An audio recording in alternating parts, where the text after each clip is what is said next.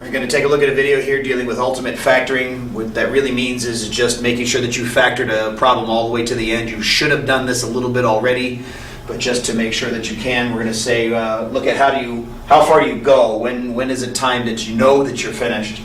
And lastly, we're going to take a look at a couple of examples as well, just to show you how this works and show you the checks and how that works.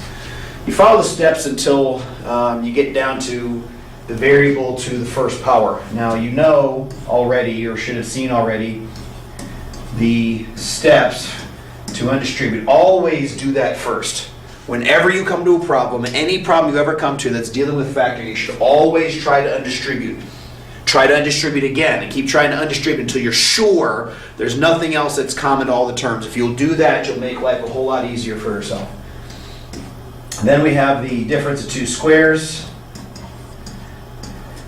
the sum or difference of two cubes, the factorable trinomials, and lastly grouping. You know all the steps, go through them in that order. Trinomials and the sum or difference of two cubes. This was a little bit easier to recognize, so that's the reason I put it there. They might be switched in your lessons. That's not really a big deal. These are just strict formulas. It has to be a particular way in order for these to even work, and then take a look at those, the trinomials. But go through the steps. Go through them, go through them, go through them. You keep working until a couple of things happen. The first thing is you recognize that all of your variables are to the first power. For example, if this is the end, this is definitely the end of a trinomial problem because each of these x's are to the first power. And since they're to the first power, that's as far as they can possibly factor. If you have a 3 out here, x minus 1 times x plus 3, this is completely factored. This one, 3x minus 3, is not completely factored because you can still undistribute a 3 through there. So this is not finished. It'll check correctly, it'll tell you that it's a correct answer, but it's not finished because I haven't gone through and done all the steps as many times as I possibly can. There is still something that could be undistributed from this particular problem, so be aware of that. You've got to keep going, keep going, keep going until you have an x to the first power. Or you keep going until you have something that you can verify is non-factorable. X squared plus 5 is not a difference of two squares. It is not a difference of two cubes or a sum of two cubes. So this doesn't go any further. It's not a trinomial. I can't group it. There's nothing to undistribute. All of my steps are dead ends with this particular one, so this is the end. If this was the original problem, then we'd say we cannot factor it, or we would say that it's prime. Right? So take a look at a couple of examples, beginning here with x to the 6th minus 1, in case you can't see that. Let me write it here, x to the 6th minus 1. All right, so I started going through all my steps. Can I undistribute? No, I cannot undistribute. Is this a difference of two squares? Well, yeah, actually it is. X to the 6th is a perfect square, so it becomes x cubed plus 1, x cubed minus 1. Right? So then I go, now that I'm there, these are not to the first power, so I check them again. Can I undistribute? No, I can't. Are these a difference of two squares? This is not a difference of two squares. This is not a difference of two squares. Is this a sum or difference of two cubes? Well, yeah, actually it is. Both of them are. This one's a sum of two cubes. This one's a difference of two cubes. So I factor. This becomes x plus 1 times 2 of these. Each one of them, and it's an opposite sign, so 1 times x is x, plus that one squared. So there's my, this one factors into these two pieces. This one is a difference of two cubes. So this is x minus 1, x squared, plus the product, which is just going to be x, plus that one squared, which is 1. Then I check them again. Is there something that can be undistributed? Are these differences of two squares? Is there some difference of two cubes? By the way, all those answers are no. Are these factorable trinomials? Well, these are trinomials, but we know that when I trinomial that is a result of the factoring of a sum or difference of two cubes is not factorable in the state that it's in, and obviously grouping doesn't take place. I don't have anything with 4 or more terms to be able to use there. So then I would submit this as my final solution. Is this factored? Yes. Is it completely factored? No. This is the complete factoring. So then I want to check my answers. So I'm going to check with a 3.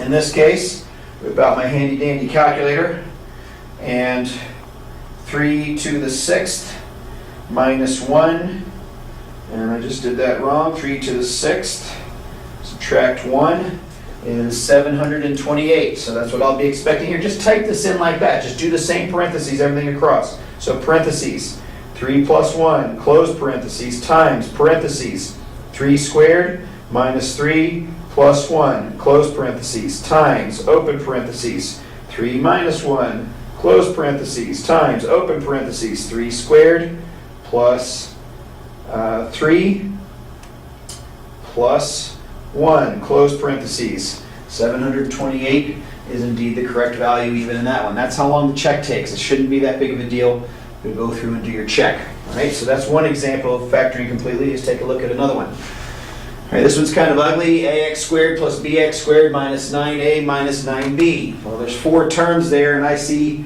right off the bat that I could see some grouping, but let's check first. Always check for undistribute. So there's something that's common to all the terms. This is an a and an x, a b and an x, a 9 and a, and a 9 and a b. There's nothing common to all the terms. Undistribute will not work here. All right? Sum or difference of 2 cubes? No. Difference of 2 squares? No. Factorable trinomial? No. It's not a trinomial. So my only option is grouping. Well, up here I have a pair of x's. And back here I have a pair of negative 9b's. Remember to add your plus in right there when you go to do that in this manner. I have an x squared that's common to both, so this becomes x squared times a plus b. Plus, here I have a negative 9 common to both terms, negative 9 times a plus b. How about that? I have an a plus b here. Now I'm down to 2 terms. There was 4, but when you do this process of grouping, I'm now down to 2 terms. Common to both terms is this a plus b, so I can factor that out. That becomes a plus b. What's left behind? When I take the a plus b out of here, this becomes x squared. When I take the a plus b out of there, that becomes negative 9. So I factored. Now I check it. Is there anything I can undistribute from either of them? No, just in case I missed it earlier. Sum or difference of 2 squares? No. Sum or difference of 2, difference of 2 squares, not sum or difference of 2. Difference of 2 squares? No. Difference of 2 squares? Yes. This guy factors again. So the a plus b is just along for the ride. This becomes a x minus 3, x plus 3. Check it again. Oh, they're all first powers. A to the first, b to the first, x to the first, x to the first. So I have to be done unless there's an undistribute. There's nothing to undistribute, so this must be the end. So I will check this with a 2, 3, 4. 2 is a, 3 is b, 4 is x. So going back to the original problem, a is 2 times 4 squared plus 3 times 4 squared minus 9 times 2 minus 9 times 3 gives me 35.